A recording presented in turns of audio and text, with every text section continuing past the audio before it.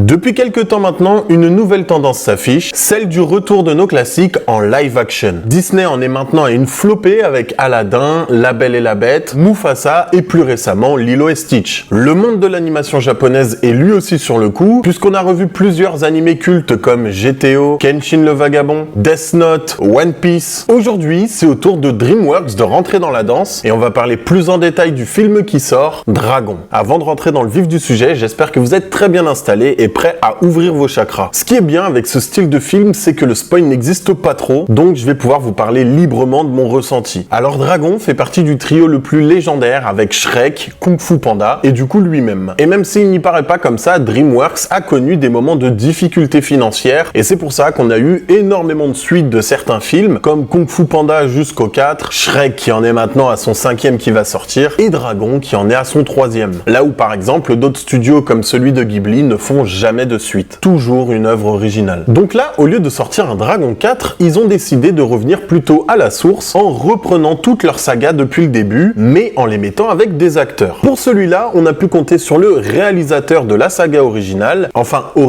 plutôt l'adaptation en film du livre de Cressida Cowell, Harold et les dragons. On le sait pas trop, mais c'est vrai que c'est tiré d'un livre qui est sorti en 2003. Bref, ils ont repris le réalisateur des films d'origine de Dragon, Dean DeBlois. Alors ce gars, c'est un héros de votre enfance insoupçonné, puisqu'il est le réalisateur qui a fait Lilo et Stitch, l'original, Tous les dragons, il a été scénariste sur Mulan, le 1 et le 2, et plus récemment, le film, si vous l'avez apprécié, Robot Sauvage. Donc des choses incroyables, il en a fait. Et là déjà, on voit que DreamWorks ne fait pas n'importe quoi en gardant ce réalisateur-là. Maintenant que je vous ai parlé de tout ça, on va pouvoir parler du film dans ses détails. Il y a quelques semaines est sorti au cinéma du coup Lilo et Stitch, et beaucoup disent qu'il est fidèle à l'œuvre de base. Laissez-moi vous dire que vous y êtes pas du tout. Un film fidèle à son œuvre de base, c'est ça.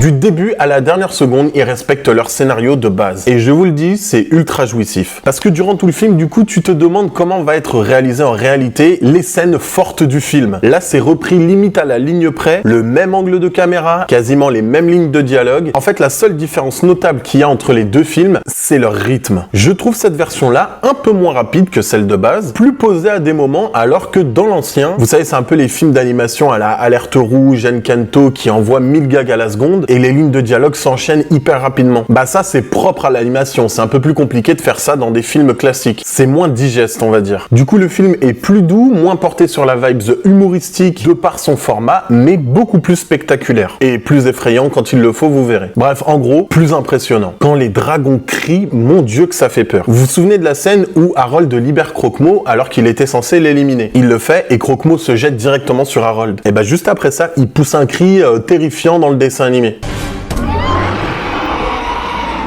Mais alors cette scène dans le film, moi je serais Harold, je me serais yèche dessus.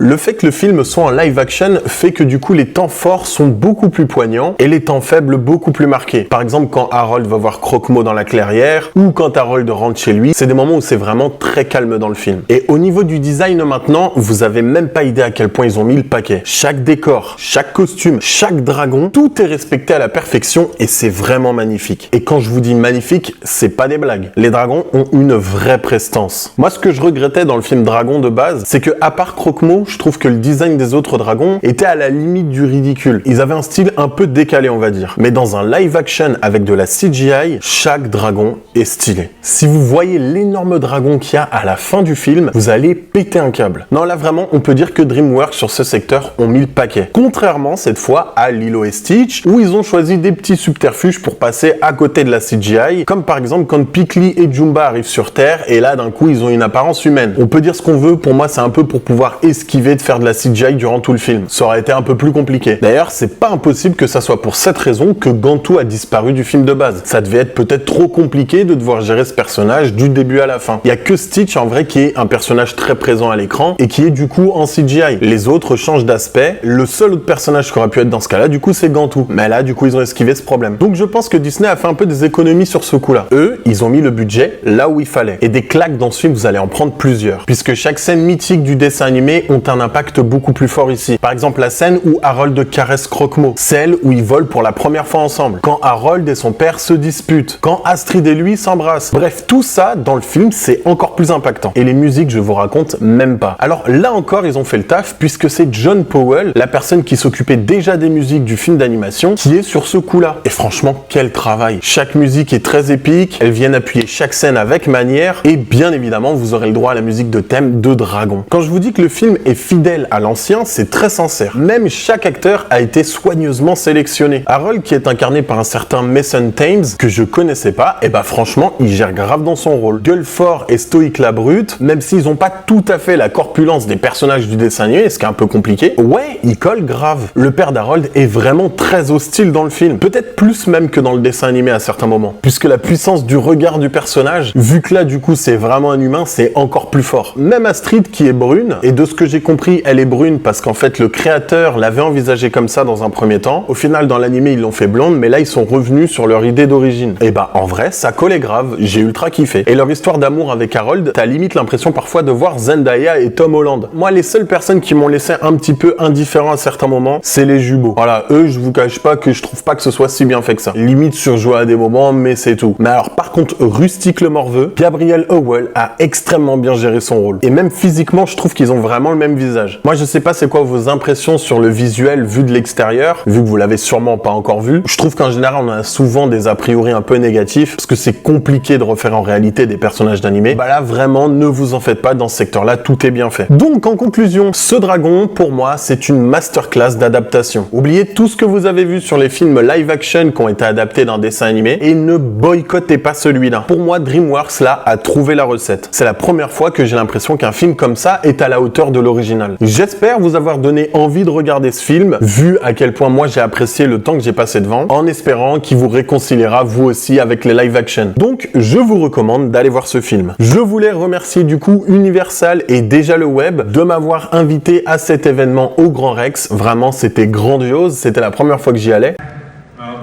Bonsoir à tous.